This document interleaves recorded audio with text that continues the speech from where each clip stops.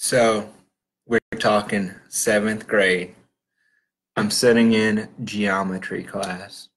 And oh, who remembers raising your hand and waiting to hear, um, you need a hall pass to go to the bathroom.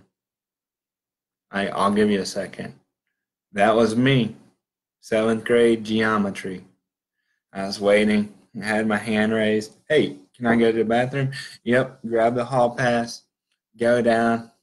Um, so that's where it gets started. I get in the bathroom and I just pull up to the urinal and I do a little TCB, take care of business, right?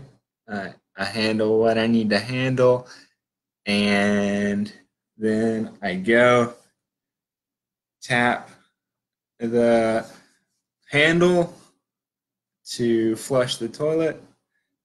Then I go over and I start washing my hands. So I'm at the thing, get the soap on, wash my hands. Then I realize, hey, something happened. It never flushed. Well, so I go hit it again. Like, okay, so maybe I didn't press it down all the way. Hit it again. Here's what happens. Like, first, I think I hear a sound. Then I hear a rumble, and it actually starts to shake. Next thing I know, the dang urinal blew up. It blew up, and I'm standing underneath a fountain of water. And I probably had this look on my face, right? And I'm standing there. I'm like, what in the world is happening? The water keeps coming down, coming down. But at that moment, I'm in shock. Like, did this actually just happen to me? Did it actually blow up? And is that water coming down on me? And yes, that is the facts of what happened. I've got friends, if they watch this video, they can back it up because they were there and they'll never forget. But in that moment, I'm standing there and I'm like, well, what am I supposed to do now? What in the world? What do you do? I'm soaking wet. I mean, my hair is dripping. It looks like I took a shower, and I'm like, okay, how do I dry off? So I go over, I grab a whole bunch, like as many paper towels as possible, and I'm just like patting everywhere because it didn't matter. Wherever I put one was soaking wet. So everything just, I used all of them. And guess what? I'm still wet. So in that moment, I had to decide, was I just going to hide in the bathroom or was I going to go back to class? And so I decided, well, I think the only option I've got is to go back to class. And even just to be able to say, walk in the door, I remember I remember opening the door and the teacher's like looking at me and she's like, something's different from when you walked out to when you came back. I was like, you won't believe me when I tell you. And then I told the story to the whole class. Everybody got a good laugh. I think somebody came and brought me a change of clothes. But here's the interesting thing about that. Every day of our life, we wake up, we have it planned to the T for the most part, right?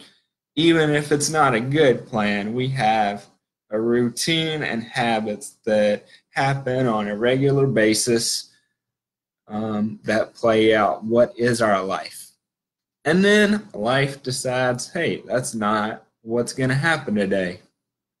And things happen that are outside of our control. Like life is like the shit literally hits the fan, right? In my case, the water hit everywhere, but mainly me. And the power of that realization is you're going to have to figure out how to solve the problem in front of you, how to work around circumstances that you had no idea were going to show up in your life. It doesn't matter who you are, what you do, everybody's got circumstances that show up in their life on a regular basis that they didn't plan for. And so that, I think, is what life is about. It's a series of events that show up, and I think they show up to teach us specific things. But the cool thing about that is no matter what happens in the circumstance, it's you get to prove to yourself that you are stronger than that event that shows up in your life. You are stronger than anything that's going to happen to you.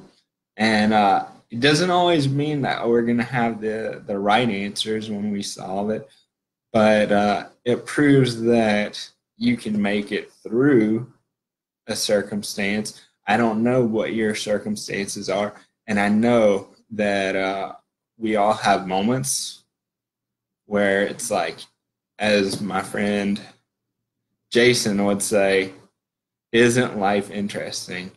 And it most certainly is that. If nothing else, that would be a great label for life. Isn't life interesting?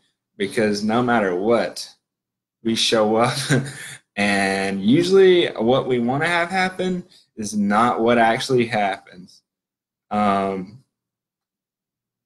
But we make it through and we learn from that circumstance in our life. So my question to you is, what's that moment in your life where you said, isn't life interesting? What's that moment in life where something unexpected happened to you, where you learned that you were capable of standing in it, making it through, and learning from whatever that circumstance is? Let me know. I hope you enjoyed this story. I can look back at it now and laugh because what are you going to do? And it did happen. And sometimes something like that is definitely when you can't really define what you think is going to happen to you, because whoever goes around thinking that a urinal is going to explode on you in 7th grade and you're going to have to problem solve what comes next. So what's your isn't that interesting moment? How did it shape how you view certain things? And what did you learn about yourself in that moment? Go ahead and drop that down below. Make sure that you check out tomorrow's show. We got the relationship guy, Will Fulton, on the show tomorrow, 7 p.m. It's on this channel. Make sure, check it out. We dive into what it means to be a vulnerable man. We dive into what it means to be 100% committed. And we give a couple of tips and tools that we've both found useful when it comes to communicating with another human being. So make sure and check that out. And remember, if you are up to anything big, and if you're watching this, I'm talking to you.